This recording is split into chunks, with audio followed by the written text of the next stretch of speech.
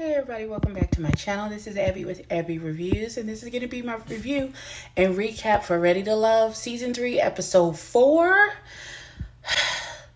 Last episode, Mr. Dietrich was fighting to get to know Tessa, and Pastor David gave the best "you ain't the one" goodbye speech I've ever heard in my entire life. I'm ready for the fool I love this episode. Let's get into it. Before we get to this show, so Joelle, I don't know what the girl's name is. She's the single mom with 3 girls. They have a date. So the topic of this week is to dig deeper, go to these men's homes, see how they really live and see what they really talking about. Plus, do your investigations, be on your FBI shit. So Joelle and baby girl have a date. She comes over. He's cooked her breakfast meal with little mimosas, and he's saying what really drew him to her is how she endured her motherhood and took it any way she can and made it great for her kids. And she was like, she loves the way he's authentic and he lights up when he talks about his children. So they are bonding on that level as well as a romantic level, which is cute. I'm just gonna say this now. Okay, so this girl has already said that she was talking to Troy, and Troy said that he wanted to take her on a trip for her birthday. And then she come to find out that he's spitting the same game to all the other women, and she and her feelings. Why? I don't know. Daughter, this is a game show. Don't take anything that these people are saying at the beginning stages, but with a grain of salt. Wait until you get further in before you start holding people accountable to what's going on. Meanwhile, Troy is creepy. I don't understand why anybody's attracted to him. He looks like a predator. He has predatory, he just looks like no. Wrong answer. Seek Jesus. I don't know. But he comes off predator, like he's always licking his chops at somebody. Pause. Okay, so Alexis says that you have told, she's like, I understand that we dating other people, but just be careful with saying the exact same thing to everybody that you are having conversation with. If you want to be dating me, be dating me. Let our conversation be authentic and genuine, not just the lines that you running on each woman to see which one bites, which I get wholeheartedly. That I understand wholeheartedly. What got me is this nigga is now trying to gaslight this broad, talk about he don't be kissing on people. My nigga, you had a whole conversation about how kissing people on the cheek is your signature move. You legit kissed her when she came in the door. And then she was like, you just kissed me. He was like, did I? Run. Red flag. This nigga, no. Is the absolute, go home. Go home, Roger. So Amber and Chris went on a date at the boxing ring. It's very cute. She told him that she was a DA. She told her about being adopted. He told her about him being his daddy being a Rolling Stone and having 11 kids by 9 different women. And then finally at the age of 30 getting to meet the rest of his siblings. So they seem to have a lot in common. They seem to be able to be open and honest with each other. It's very cute. Dates. They seem like, and they look good together. The chocolateness, the melanin was on 10,000. So, I'm kind of here for Amber and Chris. Now, I don't know who this broad is or what she doing, but we got to find out. So, because this is a commercial, so this doesn't really matter. Let me flip the camera. Okay, so David and Stacy have a date. They go to do Pilates. David hasn't done. Stacy makes a joke about him being old and to be careful. She don't want him to hurt himself. And he's like, I want you to be careful with your jokes. Just saying. So they seem to have a good time. And then they have an open, honest conversation about privacy, which David brings up. Like, do you expect to have your spouses like code passwords to their Facebook, their Instagram, things like that? And he was like, I'm open and honest and transparent. So my wife can get all of that if she wants all of that. And Stacy is like, well, I don't want any of that.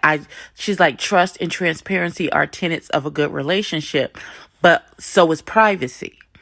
And if I have a journal or a diary, I don't want you reading my journal or diary. And I understand where both of them are coming from. I think they're saying the same thing in two different.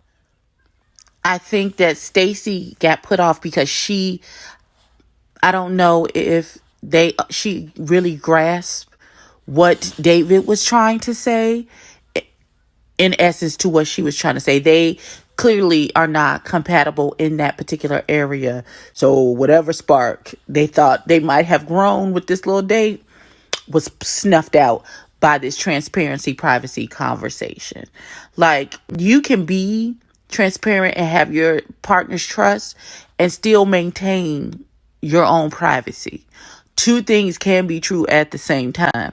So we'll see what happens. Pause between AJ and Liz, because they having the abstinence celibacy conversation. We're going to get into that in a minute once I hear what they got to say. However, Jason and Alexis is having a conversation, and she came out of the clear blue sky like, when it's that time of the month. When it's that time of the month, what, dear? What, daughter? What is you talking about? Because whatever you talk about caused that boy to go get a drink. And he was like, okay, is this what we doing? Okay. Anybody else want a drink? Like, daughter, first of all, you already said you don't feel like y'all vibing. He's sitting so far away. Then why would you say something so off-putting?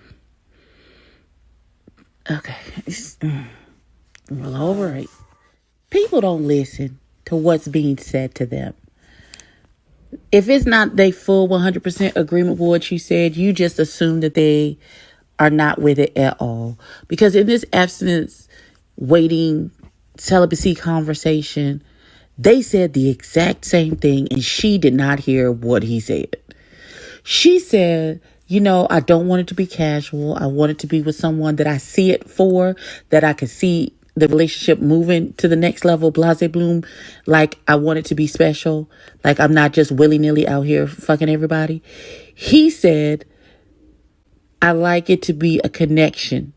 Like, we vibe. He said the same thing. He said it's somebody special. A connection. Not just any old body. I'm not just throwing my dick out at any old body. It has to be. People don't listen. They don't listen. Pause. So, Mr. Potato Head had a date with Chris Anthem, and it was cute. I feel like they made a connection. I think I heard him correctly where he said he was jail at 18. That list says nothing to play with. But they seem to be very traditional in their gender roles and what they want in a marriage. So I could see them being a thing, but we'll see. And I would just like the record to reflect these women were supposed to go to these men's houses and dig deeper, but only one woman has been to a man's house. So there's that. You get judgment. You get crit. So David and Liz are on a date, and they're talking and all this good stuff about their spiritual foundation, how David had walked away from his commitment to God and how he came back and all that good stuff, and he's a prodigal son. And she talked about she ain't dated nobody and been in a real relationship for 17 years. She's had situations, but not in actual relationship. And then I noticed that David, because he invited her over, and I feel like they're eating ramen noodles out of a bowl. And what's happening? Like, I can't hear any of your conversation over the ramen noodles. My nigga, did you invite her over for ramen noodles? For ramen, my nigga? Chill. Give him a good God bless you and good night. And it be real respectful, but you got to get the fuck out of here because you're doing too much, sir.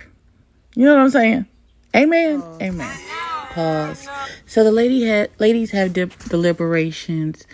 I do not like the fact that Stacey put 10 on 20 about David. She done added that the man was asking about bank accounts and all types of...